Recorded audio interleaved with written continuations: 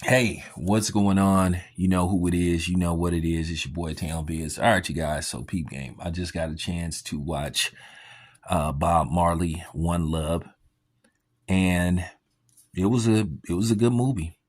It was a good movie. I was worried about the movie because I had read up and did some research on the movie, and when I found out who was playing Bob Marley, I had my reservations about watching this film, but Kingsley Ben-Adir did a good job playing Bob Marley.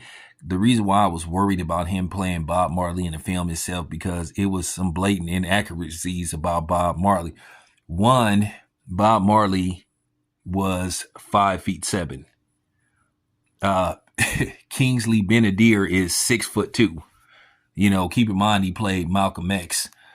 But nevertheless, he did a very sellable job as Bob Marley, and Lashana Lynch did a good job as Rita Marley. I think the movie left you at the end kind of not knowing enough about Bob Marley, but then again knowing enough about Bob Marley because at the end of the day, he ended up forgiving the dude that shot him and his wife. Now, I don't know how accurate that is, but his children was hands-on in the making of this film, Rita and Ziggy. So, for the most part, you got to believe the accuracies of this movie is on point. If Rita and the son was hands-on in the making of this film.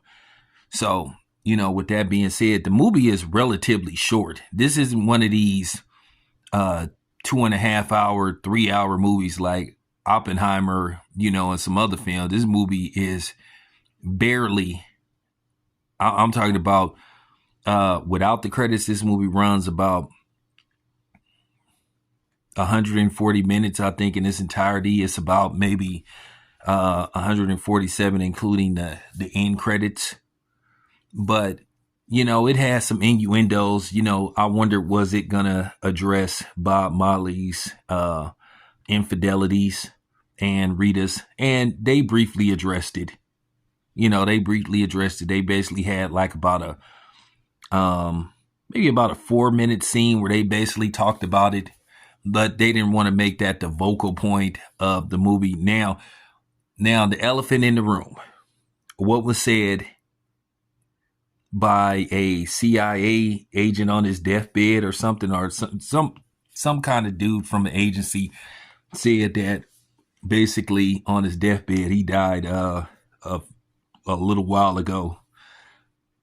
But he said that how they basically injected cancer into Bob Marley. This is what he says, that basically he gave Bob Marley a pair of Adidas that had like a needle at the end of it. And basically Bob Marley tried on the shoes, and he said once he tried on those shoes in front of him, he knew he had them. So they make some innuendos about that. They didn't flat out show a scene where somebody gives Bob Marley a pair of Adidas, but they do have one scene where Bob Marley is sitting in a chair, and he has on a Adidas jacket. So I guess that's what you would call an Easter egg.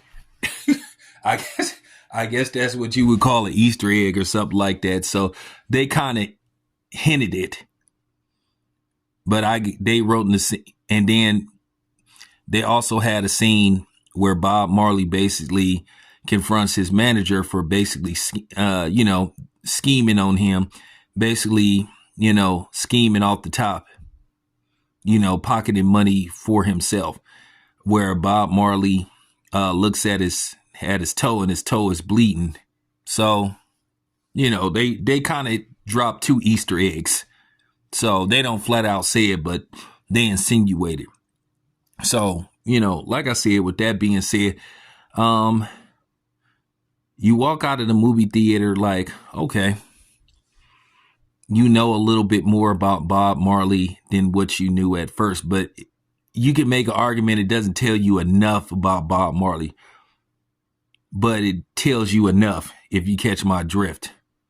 You know, it didn't dive deep into Bob Marley's upbringing and, you know, and his history and stuff, because it periodically kind of, you know, dips in and out from when he was a teenager to, you know, when he was, you know, an adolescent, you know, and one of his dreams was to perform in Africa, you know. And like I said, the time frame of the movie really actually goes from, I think, 76 to 78. So they don't even have a long time span of, like, you know, from Bob Marley. He got diagnosed, I think, with cancer in like 78, and he passed away in 1981. So they really didn't dive deep into that neither.